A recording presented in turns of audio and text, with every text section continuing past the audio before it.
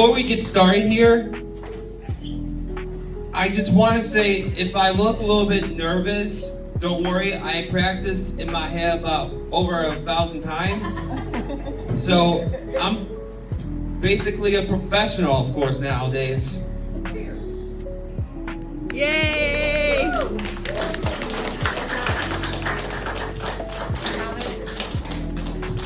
Today is a special day that we are here for something very important called Cerebral Palsy Awareness.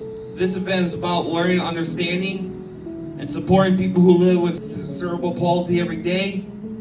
It's also about kindness, inclusion, and making sure everyone feels seen and valued and especially equal.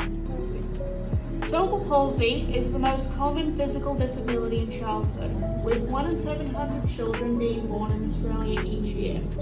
I would like to introduce our first speaker. Since ladies go first, we got Deanna, come on up.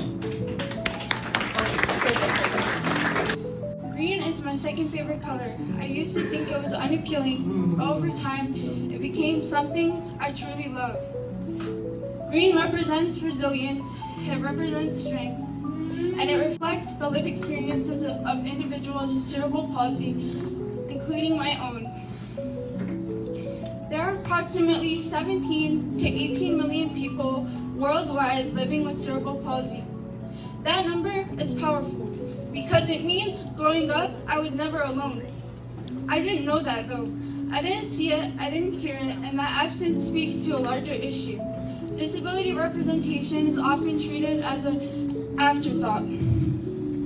I was recently reminded of this when I was asked to read for an elementary school class about cerebral palsy for Reading Month. While I was honored, there was a quiet fear in the back of my mind that I wouldn't be able to find enough information or resources to share.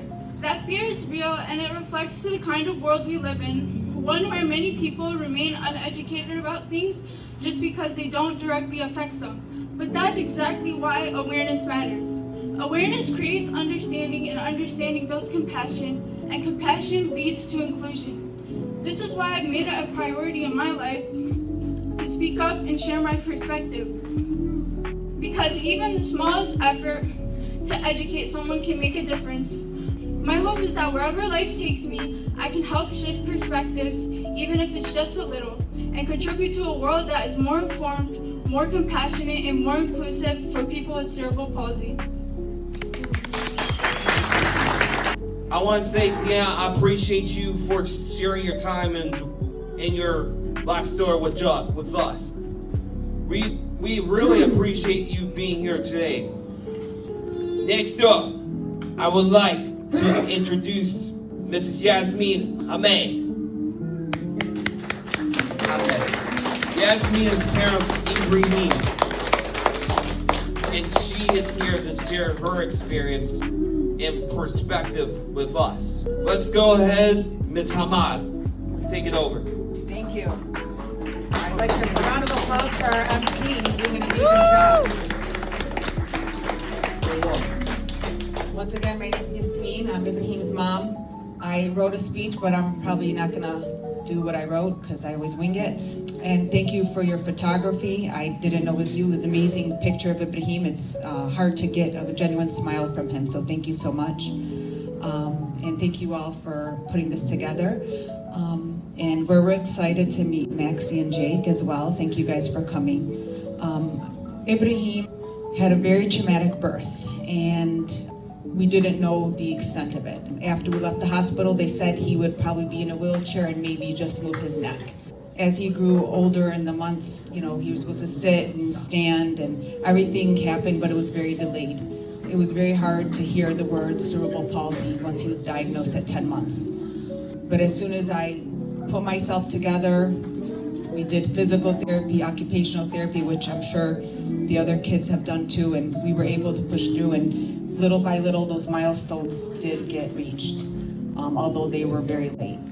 When other children were walking and crawling over him, he was doing commando crawl and not standing up on his own. But little by little, thankfully, he did stand and he did walk with a lot of work and perseverance and strength.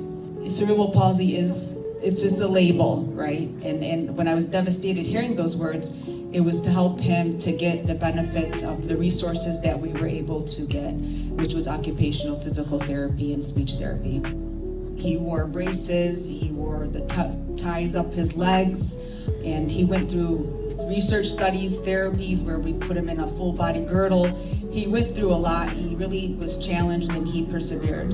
And all of these efforts were met with strength and dignity, and we're so proud of him and of all of our children with disabilities. Thank you for having me.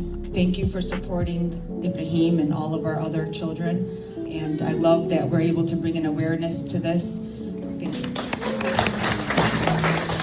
I appreciate you, Miss Hamad, for being here, for sharing with us today as well. We all appreciate you coming. Once again, to everyone supporting this special day today, of course, which is Cerebral Palsy Awareness.